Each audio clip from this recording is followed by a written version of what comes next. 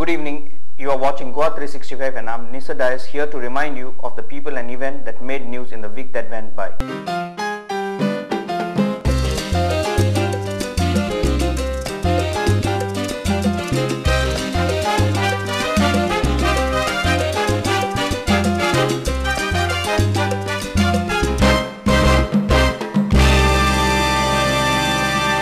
It was a week of celebration as people ushered in the new year with lots of hopes of prosperity and goodwill, and people of Goa had much to cheer about as Prime Minister Dr. Manmohan Singh gifted the state crores of rupees to upgrade the national highway, and the state government finally agreed to scrap the SEZs proposed as well as notified. Prime Minister Dr. Manmohan Singh came a-calling last week and gifted the state with rupees 1,650 crores to improve the infrastructure.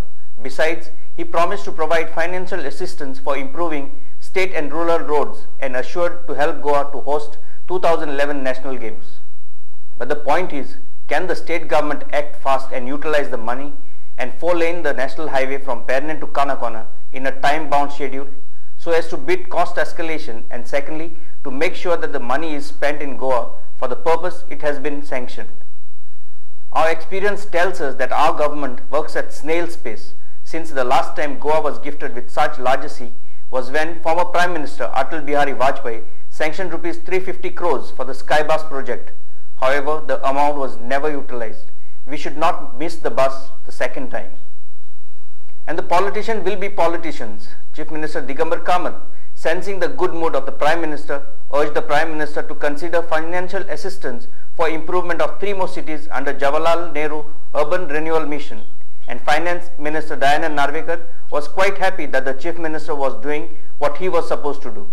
PWD Minister Churchill Alemao was just too happy with the Prime Minister's announcement, as there are chances that the National Highway 17 will be upgraded to 4-lane during his tenure, a prospect which would be hard to digest for NCP legislators and especially the State Unit President Dr. Wilfred D'Souza, who has been demanding that Churchill be stripped of the portfolio. And PWD Minister Churchill Alemao on his part assured to solve the water problem of North Goa by the end of February 2008. It may be recalled that villagers of Nerul and Vere resorted to Rasta Roko to bring to the attention of the government their hardships. The villagers claimed to receive water every alternate day for 2 hours, and that too in the dead of the night. Urging the people to cooperate with him, Churchill admitted that there is no coordination between his department and the irrigation department, which causes the water shortage. Goa University had its 20th convocation ceremony last week, where besides conferring the various degrees upon the successful and meritorious students, Governor and Goa University Chancellor S.C. Jamir conferred the title of Doctor Honoris Causa to the Atomic Energy Commission Chairman Dr. Anil Kakodkar. Prime Minister Dr. Manmohan Singh felicitated Dr. Anil Kakodkar after he was conferred the D.Lit degree at Kala Academy. Dr. Kakodkar made most of the opportunity and explained the importance of nuclear energy for the nation. And the government had decided to scrap the SEZ in the state was very much evident even before the Chief Minister had announced it, as GPCC President and Lok Sabha member Francisco Sardinia disclosed after PCC meeting that the body had decided to request the government to denotify all the notified SEZs in the state. Ironically though, it was the same Congress party which had allowed SEZs in the state through manipulation, and only upon steadfast agitation by the people of Goa had it changed its stand. And now the Congress is trying to take the credit for it. It is not surprising though that Congressman has made a virtue of grabbing credit when it does not befit them. And just like the case of if you are not allowed entry through the front door, entry through the back door is accepted, Sardinia said that his party is not averse to the same being converted into industrial estates. And to hear the man speak a different language was not just acceptable, as Sardinia is known to be a strong advocate for SEZs in Goa. The task force consisting of architect Charles Correa, planner Edgar Ribeiro and architect Dean De Cruz, constituted by the government of Goa to prepare the Regional Plan 2021, too submitted their report against the so-called engines of development, stating that they are detrimental to the overall interest of Goa and strongly recommended scrapping all the SEZs from the state. However, the task force recommended to boost industries instead of SEZs. Last week exposed the Carpe Education Trust hoodwinking its BBA students by falsely mentioning in their prospectus that they had affiliation to Goa University. Some students were attracted to this Carpe Institute as it bypassed the mandatory entrance exam you get for its Bachelor in Business Administration course.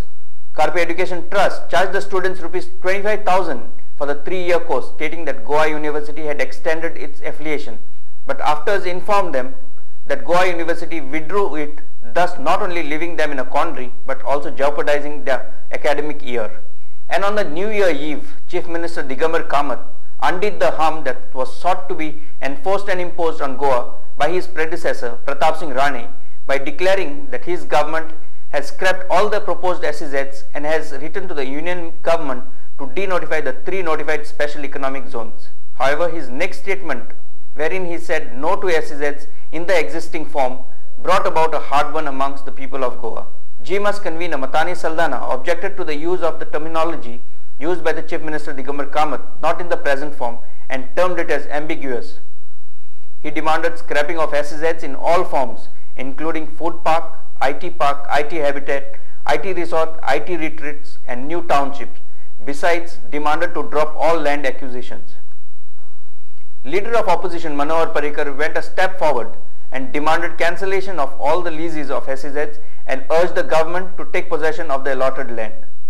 Parrikar also demanded investigation against those people involved in allotting land to SEZ promoters.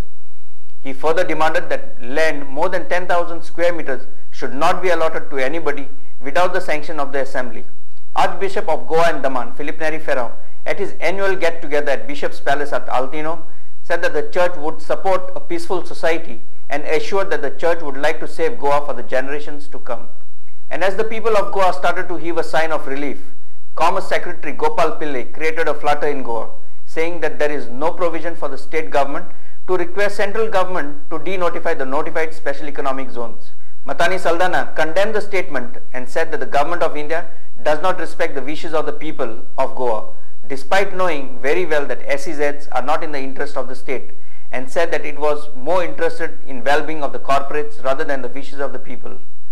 Rajya Sabha member Shantaram Naik woke up from his slumber and in a press communique termed the statement of the Union Secretary for Commerce as absurd, fallacious and illogical. And amidst all this struggle to scrap SEZs from the state, fun-loving Goans ushered in the new year 2008 with pomp by attending mass, dances, parties, watching as fireworks light up the New Year skies. That's all we have in Goa this week. Before we resume with more news, we'll take a short commercial break.